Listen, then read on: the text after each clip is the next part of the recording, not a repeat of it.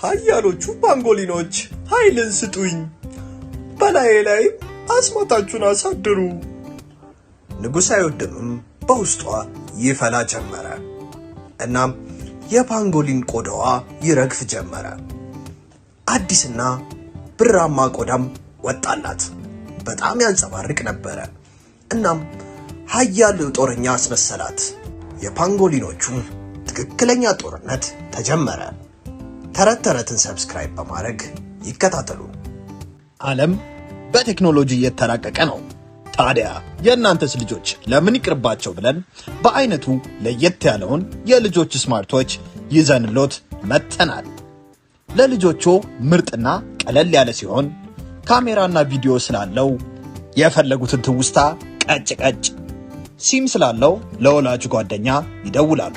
እንዲሁም ወላጆች ልጆቻቸው ያሉበትን ቦታ በጂፒኤስ ሲስተሙ ቅልብጭ አድርጎ በስልካቸው የሚያሳይ እንዲሁም ልጆቹ በሰዓቱ ላይ የሚያሳልፉትን ጊዜ በስልኮ መመጠን የሚችሉበት በአደጋ ጊዜም በቀላሉ አንዴ ብቻ በመንካት የሚደውሉበት የተለያዩ ጨዋታዎችም ያካተተ በመሆኑም ልጆቹ ይደሰቱበታል። በትምህርት ጊዜም ስኩል ሞድ ስላለው ትምህርታቸውን ሳይዘናጉ ይከታተሉበታል። ታዲያ የእናንተ ልጆችስ ለምን ይቅርባቸው? ደሞ ለልጆቹ ሲያንሳቸው ነው። ዋጋው ኪስ የማይጎዳ ይደውሉ፣ ያሉበት እናመጣለን። ለዋጋና ለበለጠ መረጃ ቴሌግራማችንን ተረት ተረት ቶይስ ብለው ይቀላቀሉ። ከጥልቁ ደንና ከተራሮቹ በስተጀርባ የአልቲያስ ግዛት የፓንጎሊኖቹን ጎሳ ያኖራቸው ነበረ። የማይበገሩ ጦረኞች ናቸው። ቆዳቸውም በመከላከያ የተሸፈነ ነበረ። ሹል ነገሮችንም እንደፈለጉ ይከላከሉ ነበር። ሊበሳቸው ሆነ ሊቀዳቸው አይችልም። በጦርነት ላይም ጠላታቸውን በቀላሉ ይበገራሉ። ከነሱ መሃልም ንጉሥ አሪክ ከሁሉም ጎልቶ ይታያል። ወርቃማ ቆዳውም ከሁሉም ተለይቶ ያንጸባርቅ ነበረ። ልክ በዛ ጊዜም ጥሩምባው ተነፋ። አደጋንም ያመላክት ነበረ። ኃያላኑ የፓንጎሊን ሰራዊቶች አብራችሁኝ ወደ ጦርነት ተጓዙ። ከቤተ መንግስቱ በር ላይ እነዛ ሰራዊቶች እየተወረወሩ ጠላቶቻቸውን ሊጋፈጡ ሄዱ። እናም በቀላሉ እየበገሩ ትርምስን ፈጠሩ። ቀስቶች ወደ እነሱ መከላከያ እየተወረወረ ነበረ። ነገር ግን ምንም ጥቅም አልነበረውም። ፓንጎሊኖች መቼም ቢሆን የማይበሳ ቆዳ ነበራቸው። በጦርነቱ መጨረሻ ላይም ንጉሱ ራሱን ወደ ኳስ ቀይሮ ወደዛ ይወረወር ጀመረ። ወደ ኃያሉ እሳት ገብቶም በእሳት ተያያዘና ወደ ጦረኞቹ ተወርውሮ ሁሉንም አጠፋቸው። ጦርነቱ ሲያበቃም የቀሩት እነዛ ፓንጎሊኖች ብቻ ነበሩ። ሌላ ድልንም በዚህ መንገድ ተጎናጸፉ። ንጉሱም በህዝቦቹ መሃል በኩራት ቆመ። በድግሳቸው መሃልም ባህላቸው እንደሚያስገድደው ከሆነ አንድ አስማታዊ መጠጥ መጠጣት ነበረበት። እናም በድግሱ መሃል ሆኖ አንድ ነገር ትኩረቱን ሳበው። ከፍ ብሎ ሲመለከት እህቱን አላራን አያት። እሷም በብቸኝነት ነበረች። ልዕልት አላራም ሰራዊቱን መቀላቀል አትችልም፣ እንደ ፓንጎሊኖቹም መኩራት አትችልም። በግንባሯ ላይ የሚያድገው ቀንድም እየተጸየፈችው ትጠላው ነበረ። ወደ ክፍሏ ገብታም አንድ የእንጨት ሳጥንን ከፈተች። በውስጥም ከፓንጎሊኖቹ ድንጋይ የተሰራ አንድ ማስክ ነበረው። ይህ ማስክም ገጽታዋን አይሸፍነውም ነበረ። በውስጡ የሚዘዋወረውን የፓንጎሊን ደም ግን ያቆመው ነበረ። ይህም በመልበስም ሰው መምሰል ትችል ነበረ። እሱን አርጋ በማለም ላይ ያለችም በድንገት በሯ ተንኳኳና ከሐሳቧ ቀሰቀሳት። እናም ንጉሥ አሪክ ወደ ውስጥ ገባ። አይኖቹም በንዴት ተሞልተው ነበረ። እናም ተጨንቆ ነበረ። አላራ እንደገና ማስኮን እያረግሽው ነው። ስንቴን የምነግርሽ? ለብዙ ጊዜ ካረግሽው ወደ ትክክለኛ የፓንጎሊን ልጆች የመጫወቻ መኪና በእጃችሁ ለመቆጣጠር አልማችሁ ታውቃላችሁ? ህልማችሁን እውን ልናደርገው በእጅዎ የሚቆጣጠሩትን ምርጥ የመጫወቻ መኪና ይዘንሎት ከች ብለናል። በአዲስ ቴክኖሎጂ የተራቀቀና እጃችሁ ላይ ባሰራችሁት ሰዓት መሳይ እያንዳንዱን እንቅስቃሴያችሁን ተከትሎ የሚነቃነቅ መኪና። ቀኝ፣ ግራ፣ ፊት፣ ኋላ፣ ፍሬን እንደፈለጋችሁ ይቆጣጠሩታል። ለማውለቅ እንኳን የምትሳሱለት።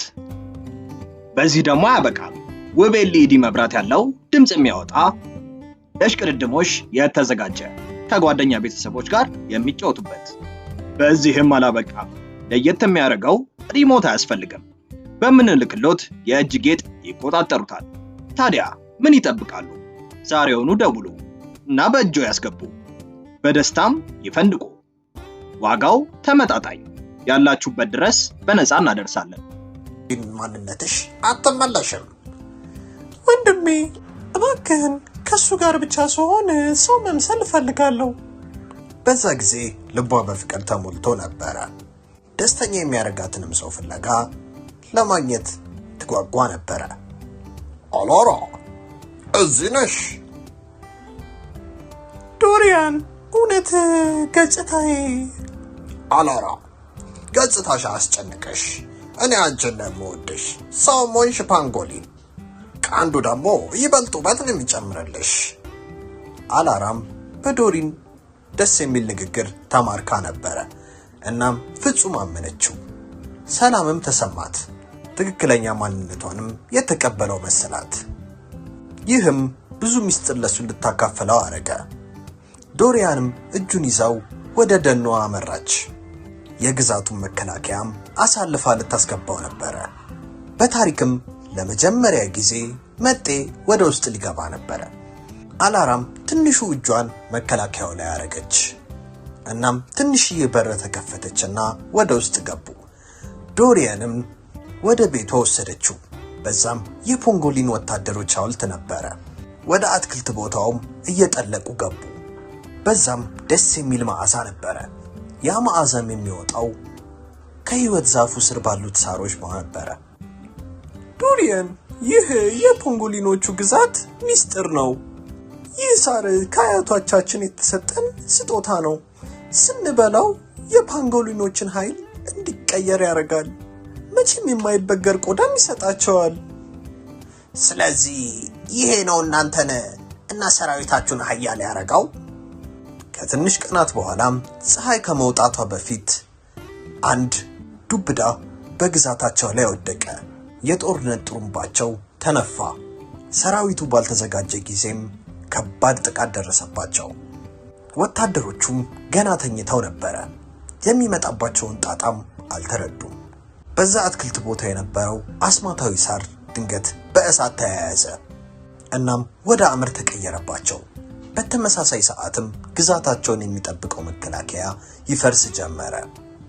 የጠላት ግዛቶችም ሰራዊታቸውን ይዘው እያጠቋቸው ነበረ። ያ ግዛትም በትርምስና በጩኸት ተሞላ። ሕፃናትና ሴቶች ከዛ ለማምለጥ እየሞከሩ ነበረ። ወታደሮቹም ወደ ጦርነቱ ገሰገሱ። ነገር ግን ጠላቶቻቸው ሙሉ ቁጥጥርን ይዘው ከውስጥም ከውጭም ሆነው እያጠቁ ነበረ። ንጉሥ አሪክም ትርምሱን መቋቋም አቃተው። ውስጡም በንዴት ተሞላ። ግዛቱም ሲፈርስበት አየ። ለዘመናት ሲጠብቃቸው የነበረው መከላከያ እየፈረሰ ነበረ። ክቡርነቶ፣ መከላከያው እየፈረሰ ነው፣ እየተሸነፍን ነው። ነገር ግን ማስጠንቀቂያውን ሳይሰማ ንጉሱ ወደፊት ገሰገሰ። ሰራዊቱንም ተቀላቀለ። ተራ በተራም እየተያዙ ነበረ። አካላቸውም በማይበጠስ ሰንሰለት እየታሰረባቸው ነበረ። ኃያሉ ግዛቱም አሁን እየፈረሰ ነበረ። አሁን ግዛቱ በእሳት ተሞልቶ ነበረ። አሪክም በዛ ደርቆ ቆመ። አይኑም በድንጋጤ ተሞላ። ለዘመናት ሲጠብቀው የነበረው ግዛቱ ፈርሶበት ነበረ። ከፍተኛ ጩኸትም አወጣ። በድንገትም አንድ ሰይፍ ተወርውሮ መታውና ጣለው። እናም አካሉን አልፎ ገብቶ ነበረ። አሪክ አይሆንም! ፈጥናም ወደፊት ሄደች። ለወንድሟ ደርሳም ከማረፍ በፊት አናገረችው። እንዲደክሞ እንኳን ንጉሱ አሁንም ወኔ ነበረው። ግዛታችንን ጠብቂው፣ ህዝባችንን ጠብቂ። በዛ አስቸጋሪ ጊዜም ከዚህ ሁሉ በስተጀርባ የነበረው ዴሎሪ እንደሆነ ስታውቅ ልዕልቷ ይበልጡኑ ተናደደች። ኢላራ ዓለም ያበቃ ያህል ተሰማት። ከዚህ በፊት የወደደችው ሰው ከርቷት ነበረ። የተጠጋትም ያን ግዛት ለመቆጣጠር ብቻ ፈልጎ ነው። ኤሪክ፣ መስዋዕትነትህ ተራ እንዲሆን አላረግም። ላንተና ለወደቁት ወታደሮች እበቀልላቸዋለሁ። ይህ ሁኔታም ደካማዋን ልዕልት ወደ ኃያል ልዕልትና ጠንካራ ልዕልት ቀየራት። ዶሪየን አላራን ሊያጠቃት ሲል በድንገት ከፍተኛ ፍንዳታ ተከሰተና ትኩረቱን ሳበው። ልዕልት፣ አሁኑኑ መሄድ አለብን፣ ምንም ጊዜ አልቀረንም። አላራም ይህ የሐዘን ጊዜ እንዳልሆነ ተረዳች። ወንድሟ ቢወድቅ እንኳን ጦርነቱ አላበቃም ነበረ። የተፈጠረውን ትርምስ ስታይ በውስጧ ህመምና ንዴት ተቀሰቀሰ። አይኖቿም በቆራጥነት ተሞሉ። አሁን ደካማ ሴት አልነበረችም። ለቀናት ካመለጡ በኋላም ጥልቁን ደንና አስቸጋሪውን ተራራ ካለፉ በኋላ ጀነራል ፋልከን በስተመጨረሻም አላራን ወደ አንድ የተደበቀ ቦታ ወሰዳት። እሱም ከተራራው ውስጥ ነበረ። የፓንጋሊኖቹ ወታደሮች ቤተሰቦቻችን፣ በዚህ ክረምት ልጆ ምን በወጣው በዚህ ሀገር ጭቃ የሚጨማለቀው ብለን አሪፍ አስማታዊ የአሜሪካ ጭቃ ይዘንሎ መተናል።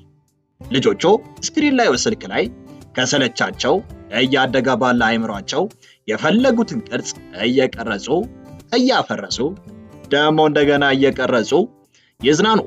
የጭንቅላ ፍጥነታቸውን ይጨምራል። ልብስ ላይ ሆነ ቤት የማያቆሽሽ ለማጽዳት ቀላል፣ እስከፈለጉ ጊዜ ሳይበላሽ የሚጫወቱበት። ተመልከቱ እስኪ የልጆቹን ደስታ። እናንተም ምን ትጠብቃላችሁ? ይዘዙንና በተመጣጣኝ ዋጋ ለልጆ የደስታ ምንጭ ይዘዙ። ያሉበት ድረስ እናደርሳለን። ደግሞ ለልጆቹ ሲያንስባቸው ነው። ወታደሮች መሸሸጊያ ነበረ። ወታደሮቹ ተጎድተው ነበረ። እናም የነበራቸውን ነገር ለማስመለስ እየተለማመዱ ለጦርነት ሲዘጋጁ ነበረ። አለቃ ፎልካር በጣም አያላቸው። እንዴት ነው ማሸነፋቸው? ወንድሜ ሄዷል። እኔ እዚህ ብኖር እንኳን ፋይዳ ቢስ ነኝ። ፋልከንም ቃላቶቿን በዝምታ አዳመጣት። ኢላራ፣ ግዛት የእውነት ምን እንደሆነ ታውቂያለሽ?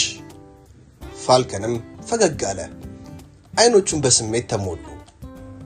ግዛት ምድር ብቻ አይደለም፣ ግዛት ሰዎች ማለት ነው።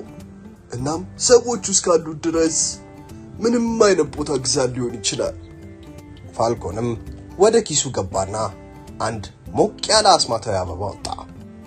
አላራም አይኖቿ በድንጋጤ ተሞሉ። ያን አስማታዊ አበባም ስትነካ አንድ ነገር ወደ እሷ መጣ። የደቡቡ ሰራዊት ወደ ግዛታችን ሲገቡ ትንሽ አበባ ለመደበቅ ችዬ ነበረ። ሁሉን ነገር ከማቃጠላቸው በፊት አትረፊዋለሁ። አሁን ተመገቢው።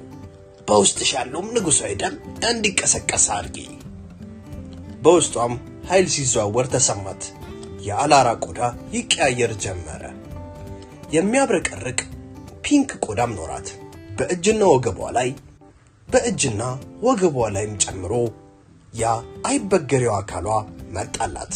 በውስጧም አዲስ ኃይል ሲቀሰቀስ ተሰማት። ፋልከንም ፈገግ አለ።